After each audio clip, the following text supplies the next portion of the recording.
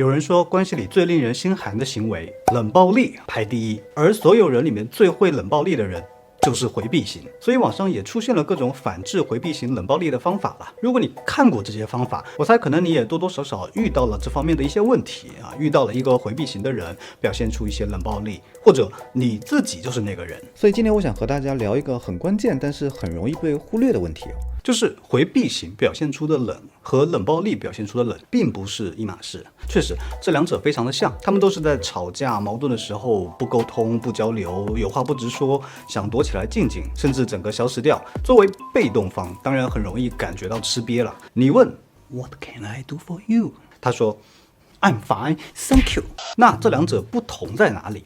回避型人格它其实是一种性格问题，一种性格会渗透在人的方方面面的啊。即使感情很好的时候，回避型的伴侣往往也不怎么爱交流，不太表露情绪，不太主动等等，以及他和朋友家人也会表现出类似的特征。回避型人格做出的回避的行为啊，通常接近于下意识的应激反应，也有人形容成一种防御机制了，就是他们遇到冲突本能的感受就是受不了啊，要逃避。你问他你为什么要逃啊？逃避有什么好处啊？逃避之后怎么办？其实他给不出答案的，这就是他的本能。本能意味着不需要经过思考就会做出来的，就像开心会笑，伤心会哭一样。那对于回避型来说，这个本能当然就是回避了。所以回避是渗透在一个回避型的人身上的。我觉得可以说这种性格存在一些问题，但冷暴力不同，冷暴力是一种品格问题。一个会对你冷暴力的人，日常相处中未必会表现得冷漠疏离，相反，他平时可能对你还挺热情、挺主动的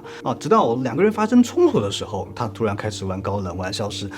这是一种经历过谋划后的手段，是手段就意味着有目的。冷暴力的目的就是让被冷暴力的一方屈服嘛，否则我就不理你。所以看起来回避型表现出的冷和冷暴力表现出的冷很接近，但是性质是不同的。回避型是一种性格问题导致的无意识的应激反应，而冷暴力是一种品格问题，是压制对方的手段。那么可能有人会问那冷暴力的人是不是要不得啊？朋友，自信点，就是要不得。因为一个人他总是用冷暴力解决问题，这种人品上的缺陷我觉得说渣是没什么问题的，对吧？你不会想和一个人品渣的人在一起。但是回避型的话，我们可以说回避型的人在恋爱中经常会做出一些让伴侣不太舒服的行为，他可能不太适合和大部分人谈恋爱了，但他是故意要这样去伤害别人，然后以此获利嘛？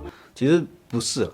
所以动机上，一个回避型的人绝对不坏，那我觉得也就不应该用渣这个概念来一棒子打死。那讲到这里，既然动机上没问题，有些正在和回避型人格谈恋爱的同学可能会燃起一线希望原来他不是渣，他只是性格问题。那么我是不是可以抢救一下做点什么改变一下他的性格？很遗憾，不能不是因为性格改不了，而是你改不了他的性格。我说清楚了吗？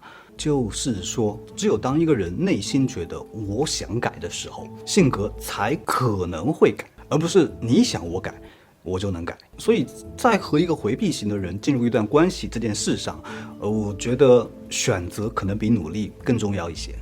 这是大实话。如果你就是想要一个遇到事情乐于沟通、愿意分享、发生分歧能够共同面对的人，那么回避型就像我们刚才说的，可能不太适合大多数人。与其盼望着怎么去把它捂热，我觉得倒不如从一开始就选一个愿意和你好好说话的。当然很多时候我们会错过选择，就是可能有些同学已经在一段关系里面了，然后发现对方是回避型，又舍不得分开嘛，那选择是没得选，是否可以努力一下呢？也不是说绝对不行，方法论本身简单又明确，就是既然回避型喜欢回避，那就在冲突发生的时候尊重他们想要回避的本能嘛，尊重他们的处事方式。只是这种话说起来简单，做起来难嘛。大部分人的惯性是你越逃，我越想逼你和我说清楚，但局面往往是越想抓住越抓不住。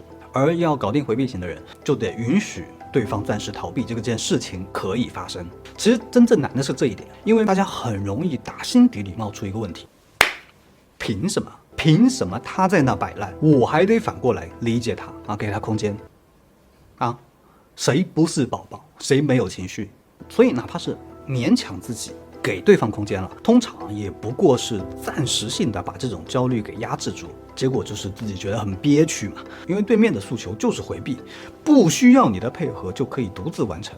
而你的诉求是沟通，一定要他的配合才能完成。这个时候，其实两个人的诉求是冲突的。如果他回避，就是他的诉求被满足，你的诉求落空；反过来就是你被满足，他落空，总有一得一失。所以在让步的过程中，给人感觉不公平嘛。所以这件事情很像是，当我们知道做一件事情不明智，但却忍不住想做的时候，应该怎么让自己停下来？